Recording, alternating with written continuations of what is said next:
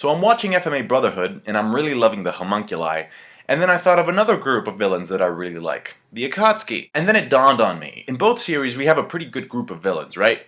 So I was like, is there a similarity? And then I'm like, yeah, these group of villains are never together. The Akatsuki were always split up into pairs because they needed to hunt down a designated tailed beast, and then it's kind of like the same with the homunculi. I mean, sometimes they're in pairs, sometimes they're alone, but they're never really together. Unless they're talking, or Pain or Father, calls for a, teacher conference meeting or some shit. Then they come together as a group. But the reason why I'm saying this, can you imagine how much damage the Akatsuki would have caused if they had decided to invade Konoha together as a group? I feel like I missed out on that. But anyway, that brings me to my main point.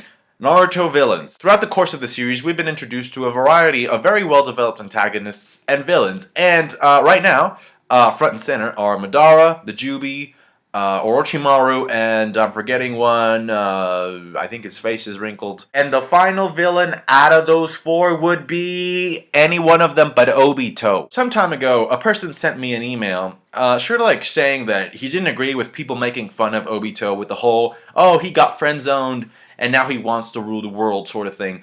But, well, first of all, that was a meme, okay? The moment Tobi's face was revealed, that was a meme all over the internet. And I could tell from the way that the message was written that he wasn't a tard. And sometimes, some of you guys don't notice this, but you can tell. Like from the way you write a comment, you can tell if this guy's a tard or not, okay? Usually, tards are really fucking pretentious.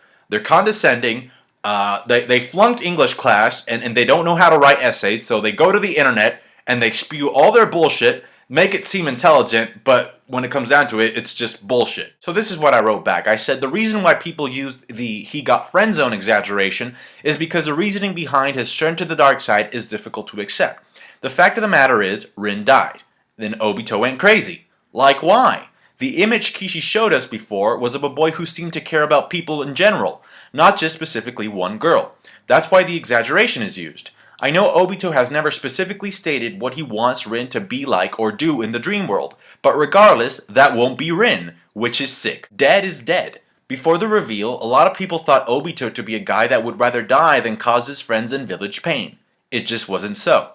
I think he got friend-zoned is an easier way for fans to vent their frustration instead of explaining everything I just did.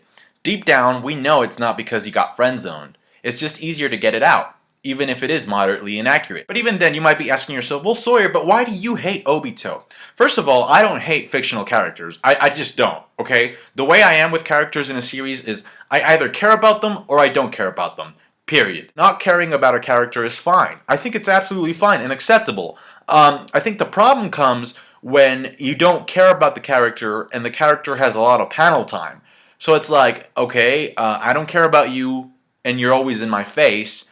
Therefore, sooner or later, I'm gonna find you annoying. Now, the beauty of not caring about a character in fiction is that, believe it or not, the author has the power to change that. The author can make you care about characters. In fact, I actually consider that to be one of the major roles of an author, to make you care. So I don't hate Obito. I'm just waiting for Kishi to do something to make me remember. And I say remember because, okay, guys, when you see Tobi, when you see the masked man, are you picturing Obito's face? Because I'm not. I don't know why, but whenever I see a panel of Tobi, to me, that's Tobi. Okay? And I think one of the things that made Tobi was the mystery surrounding his identity. So the moment you take that away, to me, it's just Obito. I don't know if Kishimoto mind-fucked me, but to me, this guy is somebody else, okay? This guy seems a little bit more confident, a little bit more dangerous.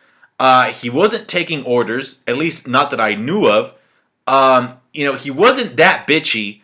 So to me, this character represents somebody or something else that I just don't see in Obito. But that just might be me. I might be fucking insane. Then again, Obito did change his personality at one point to act like a dumbass when he was partnered with Deidara. But you understand what I'm saying? I have the image of Obito and I have the image of Tobi, and I try to put them together and I'm like, really? And when I do manage to put the two images together, I'm like, okay, I guess it makes sense. Because he did get his ass handed to him by Minato. He was only able to beat Conan because of Izanagi. And if you think back and looking at those flashbacks, he wasn't really that good of a fighter to begin with. So it's like, so it even makes him even less intimidating. He stabbed a girl through the back. I mean, and just stabbing someone through the back is kind of like, you know, a cowardly thing to do to begin with.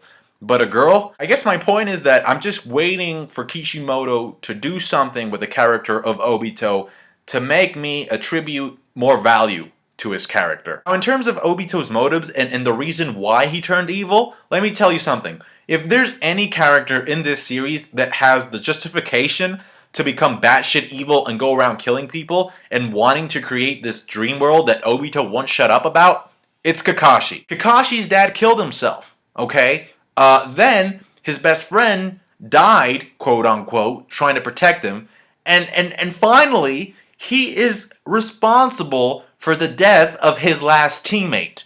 I mean, maybe not directly, maybe he had to do it. I don't know. We still don't know about that. I'm still waiting on that explanation, by the way. But, I mean, talk about a traumatizing experience. You have to think about these things in order to see it that way. Why? Because it's not presented to you that way. So if you put yourself in Kakashi's shoes, it's like, holy shit. But even with all that happening to him, he still manages to be on the good side.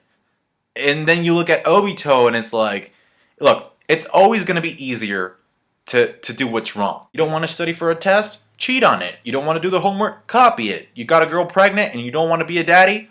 Run away, or convince the girl to get an abortion. Stuff like that. Those are just some examples. I hope this video helped you better understand my opinion of the character of Obito as a whole. Comment and tell me what you thought about the points I made. And really do, because, I mean, every time I read a comment, and I know that it's written intelligently, that just gets me thinking more. So, comment if you want to see more discussions, and, you know, maybe you can prompt them with your intelligence down below. Thank you for watching.